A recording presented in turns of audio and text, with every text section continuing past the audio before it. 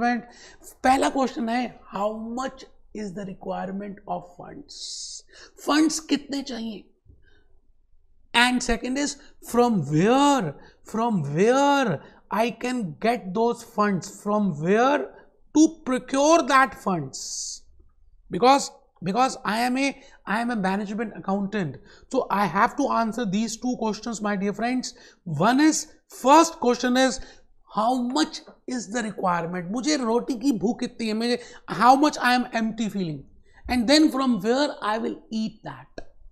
So first question is how much is the requirement of funds, and for that we have seen net working capital, gross working capital, operating cycle and all that. बेटे आज के इस lecture में मैं बड़ा important point ये बता रहा हूँ that when I say net working capital, it means current assets minus current liabilities. It means if I increase current assets, then my net working capital will increase.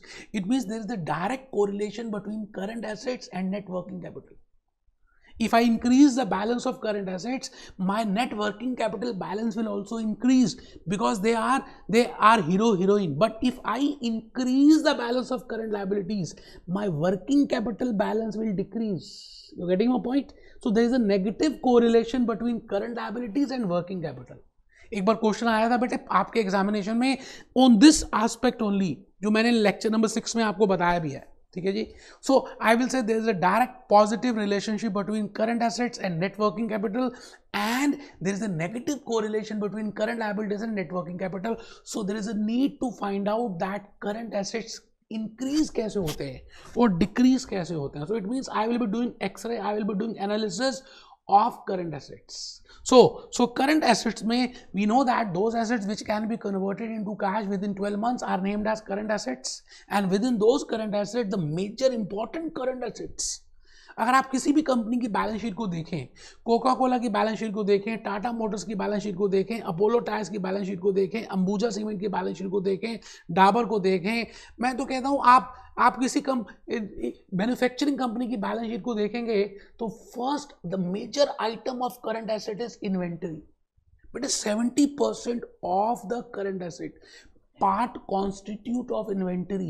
So if I manage this inventory, अगर मैं इस inventory को manage कर दिया तो I think I can manage current assets, and I think I can manage net working capital, and I think I can manage my whole funds. So this is the main task of management accountant. तो आज के इस lecture में मैं components of working capital, components of current asset की बात कर रहा हूँ, और उसमें 4 कंपोनेंट्स लिखे हैं बेटे मैंने. आप अपना रजिस्टर ओपन कर लीजिए, बिल्कुल कमर सीधी करके बैठेंगे बेटा.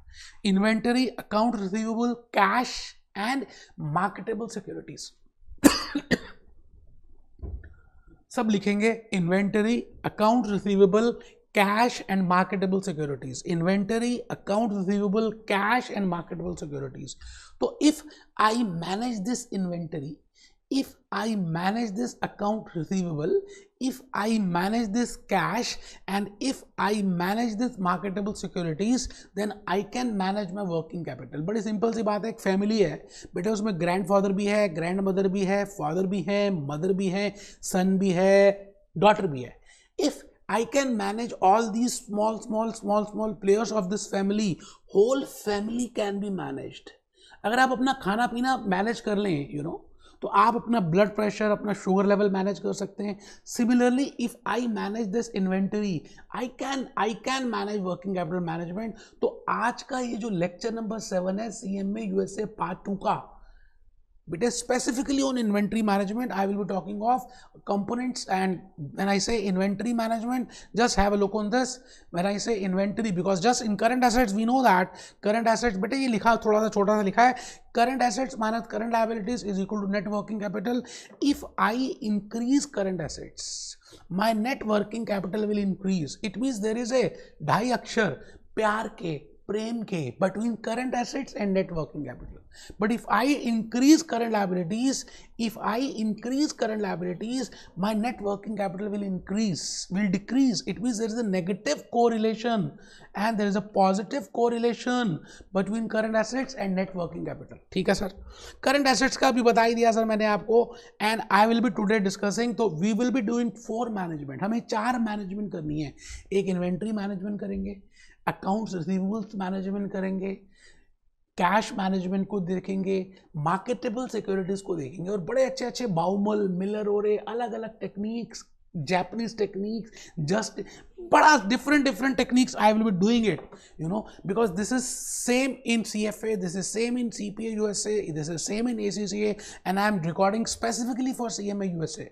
तो आइए let's start with the journey. बेटे मैं भूपेश आनंद आपको आज इन्वेंट्री मैनेजमेंट का एक फ्लो चार्ट बना के दिखाने वाला हूँ। अच्छा, जब मैं फ्लो चार्ट बनाऊंगा ना तो बेटे कुछ इस तरह का फ्लो चार्ट होगा। ये रूपरेखा बताइए कि भाई ये इन्वेंट्री मैनेजमेंट है। यकीन मानिए अगर आपने ये फ्लो चार्ट ईमानदारी से आज के लेक्चर में समझ लिया, आज बस हम यही करेंगे, बस बेटे हम आज बस एक फ्लो चार्ट ही डिस्कस करेंगे और कुछ करने वाले नहीं है। But if you sincerely do prepare this flow chart तो समझ लीजिए इन्वेंट्री मैनेजमेंट आपकी लाइफ में हमेशा आपका दोस्त बन जाएगा, and you will develop a thought process. तो बेटे इस तरह से बनने वाला है एक हमारा चार्ट। तो पहला बॉक्स हम बनाएंगे, this is box number 1, this is meaning of inventory, that what I mean by inventory, why we keep inventory, what are the types of inventories. Second जो box होगा that will be on meaning of inventory management, what I mean by inventory management, that is my box number 2, and this will be my box number 3, that what are those 3 questions, you know, ऐसे कौन से 3 questions हैं which are very important questions. What is to be, for example, अगर आप planning की बात करें तो हम बोलते हैं ना what is to be done, when it is to be done, how it is to be done. Similarly in inventory management, if I know that what is to be purchased, how much it is to be purchased, when it is to be purchased, then I can manage that. तो next box number 3 will be this. Then उसके बाद बेटे हम box number 4 बनाएंगे। ये box number 4 है, मान लीजिए बॉक्स नंबर 4 में I will be telling you some methods, some models. हम विलियम जे बाउमल की बात करेंगे, फिरंगी की बात करेंगे, हम कैम्बेन मॉडल की बात करेंगे, जापान की बात करेंगे, and then we will prepare this box number this is box number 4, this is box number 5। बेटे आपको अभी मैं बॉक्स के अंदर की बातें नहीं बता रहा, मैं जस्ट ये कह रहा हूँ कि ये फ्लो चार्ट इस तरह से बनेगा। अगर आपने फ्लो चार्ट प्रिपेयर कर लिया तो समझ लीजिए इन्वेंट्री मैनेजमेंट समझ आ गया। बेटे box number 6 will be objective of inventory management. 6 डब्बे बनाने हैं, 6 बॉक्स, बस बेटे 6 दे दो और मैं आपको इन्वेंट्री मैनेजमेंट समझा दूंगा। मुझे खून दो, मैं आज़ादी दे दूंगा सीएमए यूएसए से। मैं आपके नाम के आगे लिखवा दूंगा CMA USA Ramlal, CMA USA Ram प्यारी। मुझे खून तो दो यार, थोड़ी सी मेहनत तो करो मेरे साथ। आओ जल्दी से हम ये 6 बॉक्सेस का फ्लो चार्ट प्रिपेयर करें और उसके बाद देखें कि what I mean by inventory. अच्छा, before preparing this flow chart, वैसे तो देखिए मैंने इसकी स्लाइड्स ऑलरेडी प्रिपेयर की हुई हैं, बट मैं चाहता हूँ कि आप पहले देखेंगे ना, आप पहले बनाएंगे तो मुझे अच्छा लगेगा। देखिए सीधी सी बात मैं आपको बताऊँ, इसलिए मैं जान के नहीं चाहता कि आपको ये दिखाऊं, but still have a look on this. बेटे मैंने बड़ी मेहनत की आपके लिए, specifically for CMA USA. I have prepared the slides. मैंने फिर हैंड रिटन स्लाइड्स बनाई, फिर मैंने जूस नोट्स प्रिपेयर किए, कंसेप्ट बेस्ड क्वेश्चंस बनाए, एक्स्ट्रा प्रैक्टिकल क्वेश्चंस बनाए कि आपको लॉजिकली बात समझ आ जाए। और आप भी उन सभी बच्चों के साथ जिन्होंने ऑलरेडी बड़े बड़े कोर्सेज किए हैं, आप भी एक प्रोफेशनली क्वालिफाइड स्टूडेंट बन जाएं। तो I think in the last 5-6 lectures, you know, from intro, from strategic management, we have seen that there are 3 types of decisions.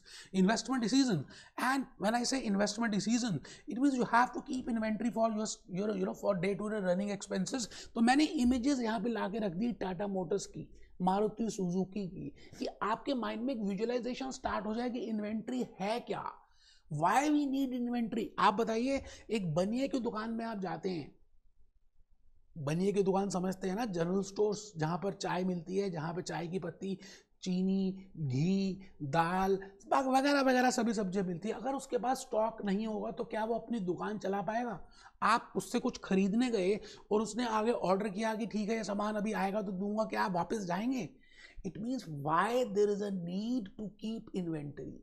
Because अगर ये नीड नहीं रहेगी तो there is no need to invest in the inventory, and when there is no need to invest in that inventory, my funds will not be blocked in that inventory, and when my funds are not blocked in my inventory, my current assets will not show inventory, and I will be the happiest person, क्योंकि मेरे पास कोई inventory नहीं है, मुझे जब सामान चाहिए तभी आ जाएगा. That system is named as just in time management system. बेटे वो जापान में होता है, आज हम डिस्कस करेंगे कानमैन सिस्टम.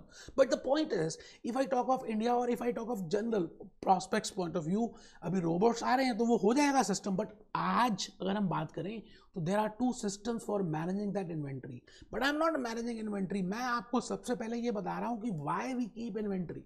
आप बताएं, just have a thought process that why companies, why corporates, why Dabur India, why Apollo Tyre, why Patanjali, why Tata Motors, why Maruti Suzuki, why Fevicol Pidilite, why Ambuja Cement, why a Bania, why a Chole Bhature wala, why a tea stall should have inventory. क्या लगता है बेटे tea stall वाले के पास क्या inventory होगी? बेटे उसने पहले से ही कुछ चाय की पत्ती ला के रखी होगी, है ना, शुगर रखा होगा, इलायची रखी होगी, छोटी इलायची, बड़ी इलायची, ये सामान उसने पहले से ही रेगुलर उसके पास हमेशा स्टॉक में होना चाहिए.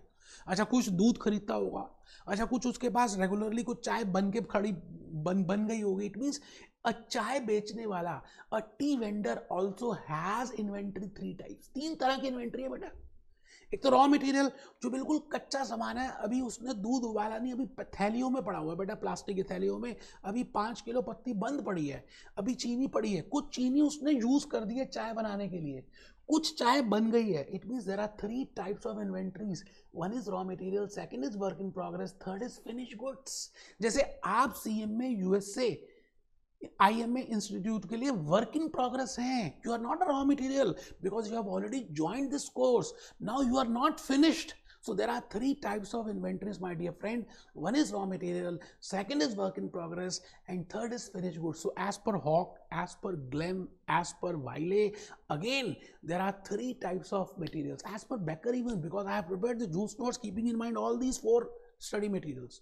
So there are 4 types of, there are 3 types of inventories. One is कच्चा सामान, raw material. Second is work in progress which is neither कच्चा सामान नॉर फिनिश गुड. बीच का, हम बीच के हैं, बीच का, that is more than 0%, less than 100%, and the goods which are fully completed up to 100%, that is named as finish goods. तो आज हम डिस्कस करेंगे बेटे why we want to have inventory. Hindustan lever, general store, why they have inventory. And I have told you there are 2 types of decisions, short term and long term. Short term में हमने discuss किया current assets. बेटा आई lecture 7 है. Current assets के बाद हम बात करेंगे दैट इन्वेंटरी. अब देखिए इन्वेंटरी का भी मैंने आपको बताया ना 6 बॉक्सेस बनेंगे. तो देखिए मैंने आपके लिए I have prepared some slides also कि इस तरह का बॉक्स बनेगा. पहले हम मीनिंग डिस्कस करेंगे किसका, इन्वेंटरी का. फिर हम डिस्कस करेंगे इन्वेंटरी मैनेजमेंट का. Then I will be giving you 3 questions. उसके बाद हम डिसीजंस लेंगे. बेटे बड़ा मजा आने वाला है. मैं आपको क्या बताऊं, आपने मेरे साथ साथ ये चार्ट बनाना है बस, और कुछ नहीं. आइए जी हम दोबारा से आगे उसी स्लाइड में. इन्वेंटरी मैनेजमेंट के 6 बॉक्सेस. और बिफोर दैट मैंने आपको अभी ये बताया that why I keep inventory. If I have given a case study for Big Bazaar, Reliance Digital, Croma, Vijay Sales, fruit vendor, chole bhature, Amazon. बेटे I am a seller in Amazon. अगर हमारे पास स्टॉक नहीं होगा ना तो हमें वहां पे लिखना पड़ता है आउट ऑफ स्टॉक. मेरी सारी बुक्स, सारे वीडियो लेक्चर्स अमेजॉन, फ्लिपकार्ट में सेल हो रहे हैं. But the point is, if we do not keep that stock, we will be given with a penalty. We are being penalized. हमें penalty देनी पड़ेगी बेटे. It means it is necessary that we should have a stock. General stores, Maruti Suzuki, Apollo Tyres, Infinity. Up to the time हम पूरा robot system में convert हो जाएं, just in time system में मैनेजमेंट में आ जाएं, कैनमैन जापानीज सिस्टम में आ जाएं. For that time, unless up to that period, we have to keep inventory. बिना इन्वेंट्री के कैसे चलेगा? आप बताइए. टाटा मोटर्स के यहाँ पर कुछ तो बैटरीज होंगी, कुछ कच्चा सामान होगा, कुछ उसकी फैक्ट्री में कुछ बन रहा होगा और कुछ कार्स बन के रेडी हो गई होंगी. And it means Tata Motors is also investing in inventory, but Tata Motors also has 3 types of inventories. One is raw material, second is work in process, and third is finished goods. So the point is why we keep, what are the components of inventory of Tata motors. मैंने आपके सामने लिखा, raw material बताइए. आप सोचिए और just बताइए कि टाटा मोटर्स का केस स्टडी करते हैं रियलिटी में. अब टाटा मोटर्स के यहाँ पे रॉ मटेरियल का क्या स्टॉक होगा? शीट्स होंगी बेटे, स्टील की शीट जो कार में लगाते हैं, बैटरीज होंगी, बल्ब्स होंगे, जो कच्चा सामान है. वर्क इन प्रोग्रेस इन्वेंट्री क्या होगी? जो ऑलरेडी फैक्ट्री में कार्स बन गई हैं, अभी पूरी कंप्लीट नहीं हुई. आइए देख लेते हैं. मैंने आपके लिए बेटे टाटा मोटर्स की साइट को भी देखा, एक बार देख लेते बेटा.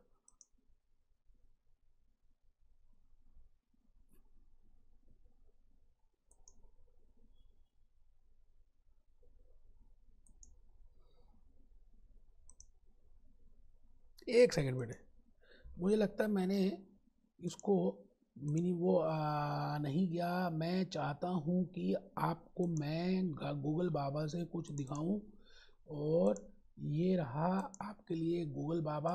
आइए जी, अब आ रहे हैं हम. मैंने आपके लिए बड़े प्यारी प्यारी सी चीज़ें निकाली हुई हैं, मैं चाहता हूँ कि आप उनको देखें. और ये देखिए जी, टाटा मोटर्स का मैन्युफैक्चरिंग प्लांट. बड़ी मेहनत की बेटे आपके लिए कि आपको सारी बातें क्लैरिटी में समझ आए. I want to tell you that you should know why we keep inventory and why it is an important component, what are the types of inventories and what are the different case studies with the help of case studies, because ऐसे type question करना है तो आपको पता होना चाहिए ना कि इन्वेंट्री के टाइप्स क्या हैं. ठीक है जी, ये मैंने आपके सामने रखा. सिमिलरली आ जाइए, आइए दूसरा देखते हैं. टाटा मोटर्स के पास डिफरेंट टाइप्स ऑफ इन्वेंट्रीज का भी मैंने आपके लिए साइट ओपन किया और ये बताने की कोशिश की कि भाई इन्वेंट्री का मीनिंग है क्या. अभी हम आएंगे विकीपीडिया में आएंगे, we will discuss that what I mean by inventory. I have taken into account. मैंने विकीपीडिया को निकाला. अभी देखते हैं कि विकीपीडिया क्या कहता है इन्वेंट्री के बारे में. बेटे बड़ा ही मज़ा आने वाला, मैं आपको क्या बताऊं, इतना मज़ा आने वाला है कि आई will B relating all the things with your practical life के स्टडीज. परचेज ऑर्डर की बात करेंगे, इंटरनल की बात करेंगे, ये सब देखेंगे. पहले आइए थोड़ा सा चार्ट प्रिपेयर कर दें. Let's move. तो मैं आ गया जी आपके सामने, यहाँ पर आ गया सर, बिल्कुल आ चुका हूँ. और आप इस समय मेरे सामने बैठे हैं और आप लिख रहे हैं ऊपर. ये देखिए मैंने ऑलरेडी 6 बॉक्सेस का आपको फ्लो चार्ट बताया था. अब मैं वो 6 बॉक्सेस शुरू कर रहा हूँ. पहला बॉक्स है ये, this is box number 1. Firstly आपको लिखना है what is the meaning of inventory. What do you mean by inventory? When I say inventory, I mean there are 3 types of inventories. One is that inventory which is not being processed up to any percent, which is 0% processed. That is named as raw material. And that type of inventory which is processed more than 0% but less than 100%, up to 99.99, that is named as work in progress process. And the third is finished goods, that which is fully completed. तो आइए जी जल्दी से chart बनाएं. पहला box बनाएंगे बेटे, मेरे साथ साथ बनाएंगे. कसम होगी अगर आपने नहीं बनाया तो. मैं आपको फर्स्ट अटेम्प्ट में सीएम में यूएसए क्लियर कराना चाहता हूँ. वो बेटे पार्ट 2 बड़ा इंपॉर्टेंट प्रैक्टिकल पार्ट है, आप पार्ट 2 भी पहले दे सकते हैं. आइए जल्दी से लिखें बेटे, meaning of inventory, raw material. Because मैंने वहाँ शॉर्ट में लिखा है work in progress, finish goods. That something which we have to hold, जो पहले से ही रखना पड़ेगा. किसी भी कंपनी को सोचें, just have a look on that. Even have a look on Nerolac paints, Berger paints. Paint industry को देख लीजिए, ऑयल इंडस्ट्री को देखिए, एफएमसीजी इंडस्ट्री देखिए, पेट्रोकेमिकल्स देखिए, टेलीकम्युनिकेशन देखिए, रियल एस्टेट देखिए, DLF. It means it is important to have something in hold, then only you can do trade. And it can be of 3 types. What is the meaning of inventory management? बेटे box number 2 में हम सब आ चुके हैं. Box number 2 में आ गए और आप सब मेरे सामने डायग्राम बना रहे हैं. Box number 2, what I mean by inventory management. अच्छा, मैनेजमेंट का मीनिंग क्या होता है? Effective and efficient utilisation of man, money, material, machine. I think I have told you also that what I mean by financial management, it is effective and efficient utilization of finance. Similarly, what is time management? It is effective and efficient utilization of time. Similarly, what I mean by inventory management, it is effective and efficient utilization of inventory, that is raw material, that is work in progress, and that is finished good. I can manage effectively and efficiently the inventory if I can answer these 3 questions. अगर मैंने ये 3 questions का properly answer दे दिया तो I can become a good planner. What is to be done, how it is to be done, when it is to be done. अगर मैं ये तीनों क्वेश्चंस का आंसर दे दूं तो I can become a good planner. Similarly for inventory, if I can answer what is to be purchased, क्या खरीदना है, और produced. For Maruti Suzuki I have to produce it, I have to purchase and then produce. तो पहला question है what is to be purchased और produced. Second question is how much to be purchased. बेटे हमारे घर में फैमिली मेंबर्स जितने होते हैं उसके हिसाब से हमारी मम्मी खाना बनाती है. शाही पनीर बनना है आपके घर में और देयर आर 4 मेंबर्स, तो बेटे 4 के हिसाब से बनेगा. गेस्ट आ रहे हैं तो गेस्ट को भी इंक्लूड करके बनाएंगे. How much it is to be purchased and when it is to be purchase. कब बनाना है, कब, इवनिंग में बनाना है, शाम को बनाना है, मॉर्निंग में बनाना है, आफ्टरनून में बनाना है. These are the 3 questions. अगर आपने आंसर कर दिए तो बेटे एक एक क्वेश्चन हॉक का, ग्लेम का, वाइले का, बेकर का ऐसे करेंगे कैप्लन का. फर्स्ट क्वेश्चन लिख रहे हैं what is to be purchased. आइए सर प्लीज, सभी बच्चे लिख रहे हैं what is to be purchased, how much to be purchased and when it is to be purchased. So I will be answering these 3 questions, and for answering these 3 questions I will be taking 2 steps. मैं 2 steps लेने वाला हूँ, 2 decisions लेने वाला हूँ, 2 methods का use करूँगा. I will be using some methods and some techniques. तो मैंने क्या किया, कैप्लन, बेकर, हॉक, वाइले, ग्लेम का मिक्सचर किया, बादाम रोगन बनाया और आपके सामने 2 बातें लेकर आ गया जो आप प्रिपेयर कर रहे हैं. बेटे इसका आप देखिए डायरेक्ट रिलेशनशिप है. आप इसके नीचे चार्ट बना रहे हैं और आप यहाँ पे लिख रहे हैं first question. First is to answer these 3 questions I will be taking 2 decisions. I will be taking the help of some methods, some models, and I name them as inventory management models और methods. और second है बेटे inventory management techniques. Methods भी कह सकते हैं, models भी कह सकते हैं, because I will be using procurement model, I will be using William J Bauman model, I will be using EOQ model, I will be using production model, I will be using EBQ, I will be using backup order cost model. बेटे मेरे blood में बसता है ये financial management, strategic financial management, because मैं सभी international courses को पढ़ा रहा हूं. तो ये सब आता है बेटे मेरे को. सांस लेता हूं तो बेटे स्ट्रेटेजिक फाइनेंशियल मैनेजमेंट बाहर आती है. आप मेरा लेक्चर, किसी भी लेक्चर वर्ल्ड वाइड कंपेयर कर लें एंड हैव एनालिसिस कि किसके पास क्या नॉलेज है और क्या, कौन हाउ मच प्रेजेंटेबल फॉर्म में बता रहा है आपको. आइए सर, तो प्लीज लिखेंगे इन्वेंटरी मॉडल्स में we will be discussing with the 3 models. One is EOQ. EOQ की फुल फॉर्म क्या है, economic order quantity model. This is procurement model. देखेंगे EBQ, economic batch quantity model. This is production model, we will see to it. Stock out और backup order cost model. 3 models discuss करेंगे. And then inventory management techniques. बेटे 3 बातें करेंगे techniques में. First is levels बनाएंगे. क्या मतलब, reorder level, reorder point, maximum level, minimum level, safety stock level. We will fix the level on the basis of lead time कि हमें कब ऑर्डर करना है, when to order. So for that we will see. हम सुबह morning में क्या करते हैं, पानी की टंकी की, पानी की मोटर को ऑन कर देते हैं, बिकॉज इन द मॉर्निंग पानी आता है और एक लेवल जब भर जाता है तो क्या बोलती है, आप अपनी मोटर को बंद कर दें क्योंकि पानी भर चुका है, ऐसा बोलती है ना. आपने लगाया हुआ अलार्म. तो बेटे लेवल्स, ठीक है जी. नेक्स्ट इज जापानीज सिस्टम को डिस्कस करेंगे. Just in time inventory system, inventory management technique, that is kanban system. And last is inventory management ratios. I will be using some ratios, stock turnover ratios की बात करेंगे. With help of stock turnover, with help of inventory turnover, I can find out that whether I am managing my inventory properly or not. तो बेटे 5 boxes अगर आप बना चुके हैं. पहला बॉक्स बनाया आपने what is inventory, second box बनाया what is inventory management, third box बनाया what are those 3 questions, fourth box बनाया what are inventory management models और मेथड्स, फिफ्थ बॉक्स बनाया इन्वेंटरी मैनेजमेंट टेक्निक्स. अब मैं आपसे पूछता हूं ये सब कुछ क्यों कर रहे हैं, why you want to do this. Comment box में कमेंट करके बताएं why you want to manage your inventory. Now you want to manage your inventory because you want to minimize the cost. The main objective of management accountant is, to maximize the wealth of the shareholders. How it can be maximized? It can be maximized with the help of maximization of MPS. How MPS will be maximized? By maximization of EPS. How earning per share will be maximized? With the maximization of profit. And how profit will maximize? By minimizing cost and maximizing revenue. And how my cost will be minimized? When my inventory cost, because that is 70% constitution of that cost, you know. If I can manage that inventory cost, if I can minimize that inventory cost, I can control my inventory cost, my dear friends. बात समझ आ रही है आप सभी को? तो मैं आपसे ये पूछ रहा हूँ, what is the objective of inventory management? आइए जी लास्ट बॉक्स बनाने जा रहे हैं, 6 बॉक्स. मैंने यहाँ पे लिखा नहीं ऑब्जेक्टिव ऑफ इन्वेंट्री मैनेजमेंट, आपने अभी लिखना है. आप यहाँ ऑब्जेक्टिव मत लिखें, ऑब्जेक्टिव का जो ऑब्जेक्टिव है वो लिखेंगे, ठीक है जी. ऑब्जेक्टिव क्या होगा? लिखिए, minimisation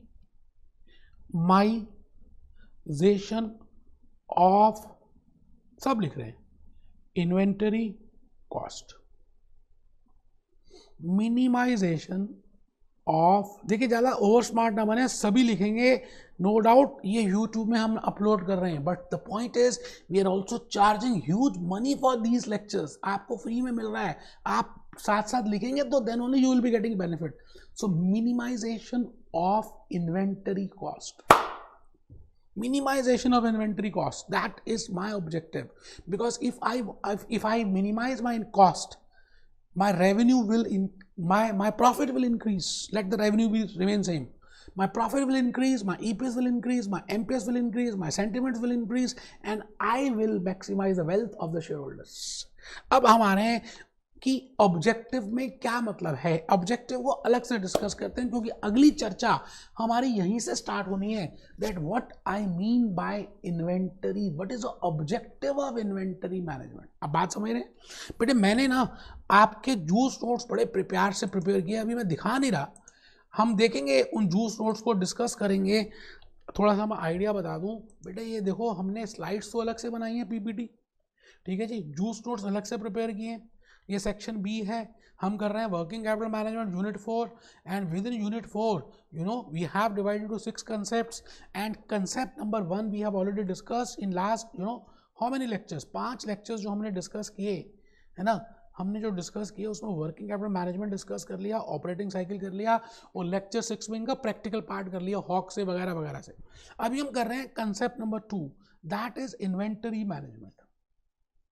I want to just tell you ABCD of inventory. Firstly, I have told you what I mean by inventory, what I mean by management. Then what is inventory management? What are the 3 questions for that? What are the models for that? What are the methods for that? बेटे बड़ी मेहनत से, प्यार से आप सबके लिए सब कुछ चीज़ें बनाई हैं. आइए देखते हैं इन्वेंटरी मैनेजमेंट में मैंने क्या क्या लिखा है आपके लिए. बेटे आई विल सी, अभी हम पहले अपनी लॉजिक्स को क्लियर करें, मेरी कहानी सुनेंगे. उसके बाद जब जैसे कंप्लीट हो जाएगा हम जूस नोट से रिवाइज करते हैं, जैसे हमने लेक्चर नंबर 6 में रिवाइज किया, ऐसे ही हम पहले कंप्लीट कर लें. Let me complete the concepts. ठीक है जी, आइए सर, आइए. कहाँ पर आना है बेटे? कहीं नहीं आना, आप बात को समझना है ध्यान से. Objective of inventory management is to minimize inventory cost. And if I say inventory cost, there are 4 types of cost. Purchase cost, अभी देखेंगे. Carrying cost, we will see to it. Ordering cost, इसको भी देखेंगे. And stock out cost. बेटे 4 cost हैं, most important for examination and for your real life case studies. Purchase cost, आप कुछ खरीदते हैं, आप टमाटर खरीदने जाते हैं सब्जी मंडी, आप आम खरीदने जाते हैं, तो बेटे एक तो परचेज कॉस्ट होगी, एक सब्जी मंडी में जाने की कॉस्ट होगी, एक उसको लेकर आएंगे आम को, टमाटर को रेफ्रिजरेटर में रखेंगे, उसमें इलेक्ट्रिसिटी की कॉस्ट लगेगी. और सपोज करते हैं कि आप आम नहीं थे और कोई आया, उसने कहा जी मुझे आम ही खाना है, तो स्टॉक आउट कॉस्ट भी होगी. We will discuss with that. तो प्लीज लिखेंगे, आप सभी स्टूडेंट्स लिख रहे हैं, objective of inventory management to minimize inventory cost. This is my objective, and it means if I minimize my purchase cost, if I minimize carrying cost, if I able to minimize ordering cost, if I am able to minimize my stock out cost, that is backup order cost, it means I will be able to minimize this inventory cost. ठीक है sir, तो purchase cost में आ गए आराम से बेटा, सबने लिखना है और 10 मिनट की बात रहेगी। इस लेक्चर को मैं यहीं पे कंप्लीट कर दूंगा। नेक्स्ट लेक्चर नंबर 8 से मैं केस स्टडीज बताने स्टार्ट करूंगा, तो आप बिल्कुल टेंशन मत लें, आप पहले लिखें परचेज कॉस्ट। बड़ी सिंपल सी बात है, अगर हम 3rd क्लास के बच्चे से पूछें तो वो भी बता देगा, आजकल वो अमेजोन से खरीद रहा है। ठीक है जी, तो परचेज कॉस्ट का मतलब है how much is the purchase price per unit, एक यूनिट कितने में आएगा और कितने यूनिट्स खरीदने, how many units you want to buy. It means purchase cost is equal to quantity purchased, how much quantity you have purchased into purchase price per unit. PPP, PPP, PPP, PPP, yes, PPPU क्या मतलब हुआ, purchase price per unit into quantity purchased. ठीक है जी, so this will be purchase cost. Purchase cost sometimes vary with respect to quantity purchased. मैंने एक quotation लिखी है, इसके ऊपर आपको एमसीक्यू आ चुका है बेटे। आप कई बार 1 किलो टमाटर खरीदते हैं और कई बार आप सपोजिंगली 5 किलो टमाटर खरीदने हैं। आपके घर में गेस्ट आ रहे हैं और मम्मी ने कहा भाई टमाटो सूप भी बनाना है, मुझे टमाटो पूड़ी भी बनानी है, मुझे टमाटर की सब्जी भी बनानी है, मुझे टमाटर की चटनी भी बनानी है, तो 5 किलो टमाटर ले आ रामलाल। आप रामलाल हैं, आप पहले 1 किलो टमाटर लाते थे तो आपको वो वेजिटेबल वेंडर $50 पर केजी देता था, या 50 रुपीज़ या 50 येन पर डॉलर और 50 pounds per dollar. But now you want to buy 5 KG of tomatoes. क्या लगता है आप उससे कुछ डिस्काउंट की बात करेंगे या नहीं करेंगे? लॉजिकली बताइए। आप कहेंगे सर 5 किलो टमाटर लेने, इस सब्जी वाले ने ये रेडी लगाई हुई है भाई साहब, ये देखिए ये टायर है उसके, यहाँ सब्जी है, टमाटर है, टमाटर, और आप आ रहे हैं टमाटर लेने के लिए। आप बताइए whether you will ask for discount with this from this vegetable vendor और not? Yes, you will go for that. It means if you buy 1 kg of tomato, there will be a different amount, X amount of purchase cost per kg. But if you buy 5 kgs of tomatoes, then he will not charge you X dollars per kg. He will charge you X dollars minus something, and that minus something is discount. मेरी बात आप समझ रहे हैं? तो आपसे मैं ये कहना चाहता हूँ, परचेज कॉस्ट वेरी भी करती है। जब आप ज़्यादा क्वांटिटी बाय करते हैं तो you ask for quantity discounts. तो नेचर तो पता होना चाहिए ना। आप ये बताइए, जब आप मसाला डोसा खाते हैं तो आपको मसाले डोसे का नेचर पता है ना। अब आंखें भी बंद कर दें तब भी हम आपके मुंह में मसाला डोसा डालें तो आप बता देंगे ये मसाला डोसा है। पाव भाजी, chole bhature, you know the nature of chole bhature. Similarly, there is a nature of purchase cost. मैंने कहा it is semi variable in nature. Fix भी है और वेरिएबल भी है. Sometimes it is fixed and sometimes it is variable. When it is fixed, when your quantity is very low, and when you want to buy a huge quantity, you generally go for discount, you go for offers also, and in that case it becomes variable. So it is a mixture of two. So I will say purchase cost is a semi variable cost. Cost management part 1 में मैंने बताया हुआ है. Cost के 3 nature होते हैं. Variable cost क्या होती है बेटे? आप 1 यूनिट खरीदते हैं, 1 यूनिट की कॉस्ट, 2 खरीदते हैं, 2 की कॉस्ट, 3 खरीदते हैं, 3 की, 4 खरीदते हैं, 4 की. That cost which directly varies with the production, with the number of units purchased, that is named as variable cost. ठीक है, अभी उस डिटेल में नहीं जा रहे because we have to discuss something other than that. फिर कुछ और में आ जाएंगे. ठीक है जी. Ordering cost. तो मैं आपको इस समय एनुअल परचेज कॉस्ट की बात कर रहा हूँ. अभी हम जूस नोट से नहीं देख रहे, हॉक से नहीं कर रहे, बैकर से नहीं कर रहे. पहले आप मेरी कहानी को सुन रहे हैं. मेरी कहानी मुंह जबानी, पहले logically real life case studies के साथ रिलेट करके तो देखिए कि क्या होती क्या इन्वेंट्री मैनेजमेंट. एक बार ये समझ आ गया तो बेटे क्वेश्चंस, फॉर्मूलेस अपने आप डिराइव होंगे, हो जाएंगे, टेंशन की बात नहीं है. तो मैंने कहा इन्वेंट्री कॉस्ट के 4 कंपोनेंट्स हैं. First component is purchase cost. I think purchase cost सबको समझ आ गया. अच्छा, अब आप टमाटर लेने के लिए सब्जी की मंडी में जा रहे हैं, सब्जी मार्केट जा रहे हैं, और हम अज्यूम कर रहे हैं कि सब्जी मार्केट आपके घर से काफ़ी दूर है. तो बेटा वहाँ तक जाने की कॉस्ट, रिक्शे में जाएंगे, that is named as ordering cost. It is named as placing an order. In real life, you have to prepare a tender, you have to fill up the purchase orders, you have to place that orders, you have to compare that, you have to inspect that. बेटे इन सभी को अगर हम कहें मिलकर जुमावड़ा बना दें तो इसका नाम है ऑर्डरिंग कॉस्ट. Ordering cost. तो आज मैं नेक्स्ट कंपोनेंट बता रहा हूं, ordering cost. Number of orders, आप कितनी बार मार्केट गए, कितनी बार ऑर्डर किया, इनटू कॉस्ट पर ऑर्डर. एक बार ऑर्डर करने की कितनी कॉस्ट. कॉस्ट ऑफ, एग्जांपल्स लिख लीजिए. Cost of placing an order, inspection cost. अब आपके पास सामान आ गया, आपने रिसीव किया, आपने उसको इंस्पेक्ट किया. Matching invoice, received with purchase orders. So all that is named as, क्या क्या कहते हैं इसको, this is named as ordering cost. मैं आ गया जी थर्ड में, कैरिंग कॉस्ट. मैं तो समझता हूं इन्वेंट्री कॉस्ट में सबसे मोस्ट इंपॉर्टेंट है कैरिंग कॉस्ट. इसके नाम भी बेटे सिनोनिम्स हैं. It can be named as holding cost, it can be named as opportunity interest cost, it can be named as storage cost. Most probably ये बड़ा इंपॉर्टेंट क्वेश्चन आपके MCQ में बनता है, इसलिए ध्यान से बैठना है. और मैं आपसे कहता हूं कि आपने टमाटर खरीदे, एक तो टमाटर खरीदने की cost, that is purchase cost. आप सब्जी मार्केट गए, रिक्शे में गए, दैट इज ऑर्डरिंग कॉस्ट. अब आप टमाटर खरीद के घर ले आए, अपने रेफ्रिजरेटर में रख दिए, अब बेटे उसकी स्टोरेज कॉस्ट भी है, उसकी इलेक्ट्रिसिटी कॉस्ट भी है, that is named as holding cost. And most importantly, आप मुझे एक चीज बताइए, आपने वो गुड्स को एडवांस में खरीद लिया, आपने अपनी वहां पर फंड्स को ब्लॉक कर दिया. अच्छा, आप अब सीएमए यूएसए कर रहे हैं, या you are doing CP USA, और you are doing any CFA USA, और you are doing ACCA. The point is you are losing an opportunity. You would have joined some other company, some big four, and they would have given you some amount of honorarium or some amount of salary. Now you are foregoing that salary because you are doing this particular finance course.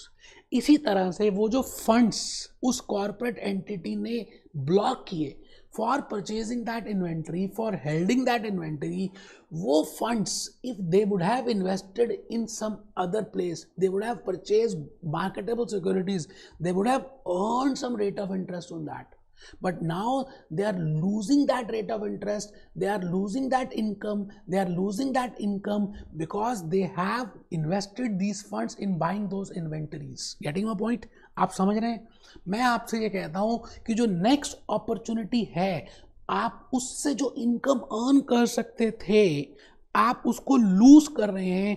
That forgone salary, that forgone income is named as opportunity interest cost. आपने 5 kilo टमाटर खरीदे, क्या लगता है 5 के 5 kilo टमाटर ही refrigerator में रख देंगे, या उसी समय कुछ कंज्यूम करेंगे?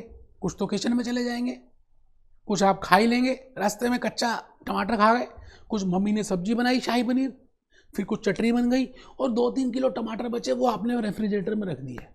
फिर नेक्स्ट डे कुछ 4-5 टमाटर और मम्मी ने यूज़ किए, फिर उसके नेक्स्ट डे और यूज़ किए, और उसके नेक्स्ट डे में टमाटर ही खत्म हो गए. इट मीन्स एक प्रॉब्लम आएगी सर होल्डिंग कॉस्ट में. जब आप इसकी कॉस्ट निकालेंगे तो आपको ये देखना है कि आपके पास इन्वेंट्री कितनी पड़ी हुई है. How much stock is there of inventory in your hand, because you are, how much inventory you are holding, because you have to calculate the cost on that only. अब यहाँ पर प्रॉब्लम ये आ रही है that your inventory is not same.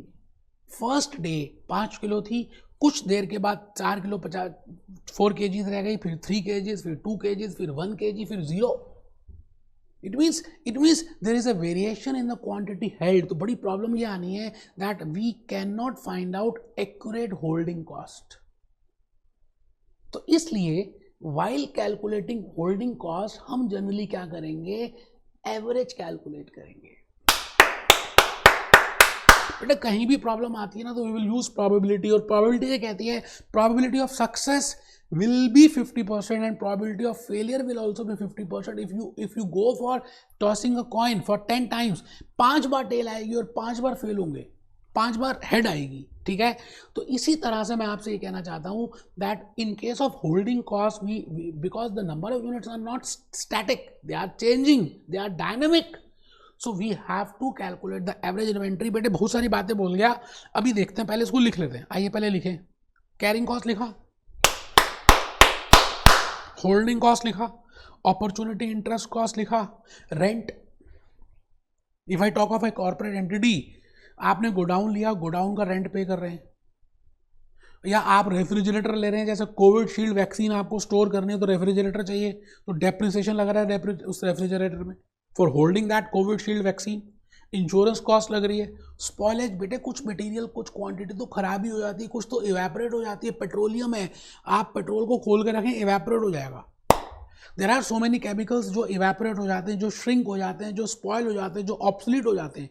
क्या ये सब कुछ होल्डिंग कॉस्ट? बट इन सबका राजा, एक था राजा, एक थी रानी, दोनों क्या करेंगे? दोनों नहीं मरे बेटा, दुनिया आगे चलेगी। इन सबका राजा है अपॉर्चुनिटी इंटरेस्ट कॉस्ट, इसलिए हम होल्डिंग कॉस्ट का नाम अपॉर्चुनिटी इंटरेस्ट कॉस्ट भी कह सकते हैं या कहते हैं। ठीक है जी। अब आइए हम इसके ऊपर आ रहे हैं। मैंने अभी तक explanation I have just given you that I will be using average quantity purchase. I will not be using quantity purchase for calculating holding cost, because the logic is I am not holding the same quantity for that particular period. That has been varied, you know. मैंने जैसे quantity purchase किया, ठीक है जी, यहाँ 5 kilo टमाटर खरीदे, फिर next day 4 kg रह गए, फिर 3 kg, फिर 2, फिर 1, फिर 0। इट मीन्स यहाँ पर अगर आप देखें तो 5 किलो की होल्डिंग कॉस्ट होनी चाहिए, यहाँ 4 की, यहाँ 3 की, यहाँ 2 की, यहाँ 0 की।